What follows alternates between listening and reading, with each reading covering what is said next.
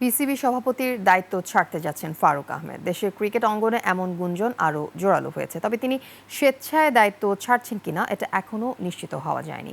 BCB সভাপতির দায়িত্ব নিতে পারেন জাতীয় দলের আরেক সাবেক অধিনায়ক আমিনুল ইসলাম বুলবুল। রিপোর্ট মাহফুজ মুকুলের। বিসিবির দায়িত্ব ছাড়তে যাচ্ছেন সভাপতি ফারুক আহমেদ। সত্য হতে চলেছে এমন গুঞ্জন। দেশের বিভিন্ন সংবাদ মাধ্যমের খবর, রাতে যুব ও ক্রীড়া উপদেষ্টা আসিফ মাহমুদ সজীব ভুইয়ার বাসভবনে তার সঙ্গে দেখা করেছেন ফারুক আহমেদ। সিল্কোর সিল্ক অ্যান্ড শাইন, যাতে আছে আর্গান অয়েল ও ওট প্রোটিনের গুডনেস, যা আপনার চুলকে রাখে হেলদি অ্যান্ড শাইনিং। ক্রীড়া উপদেষ্টা আলোচনায় ফারুককে বার্তা দিয়েছেন বিসিবির শীর্ষ পদে পরিবর্তন আনতে চাচ্ছেন তারা। তবে কেন পরিবর্তন আনতে চাচ্ছেন সে ব্যাখ্যা পাননি ফারুক। গত বছরের 5ই আগস্ট দেশের রাজনৈতিক পট পরিবর্তনের পর নাজমুল হাসানের বোর্ডে থাকা জাতীয় ক্রীড়া পরিষদ এনএসসি মনোনীত দুই পরিচালক জালাল ইউনুস ও আহমেদ সাজ্জাদুল আলমকে সরিয়ে দেওয়া হয়।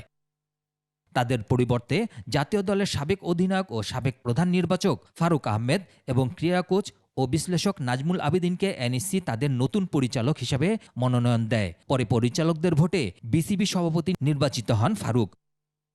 কয়েকদিন ধরেই গুঞ্জন 3 মাসের জন্য বিসিবি সভাপতির দায়িত্ব নিতে পারেন জাতীয় দলের আরেক সাবেক অধিনায়ক আমিনুল ইসলাম বুলবুল। মাহফুজ মুকুল, 21 টেলিভিশন।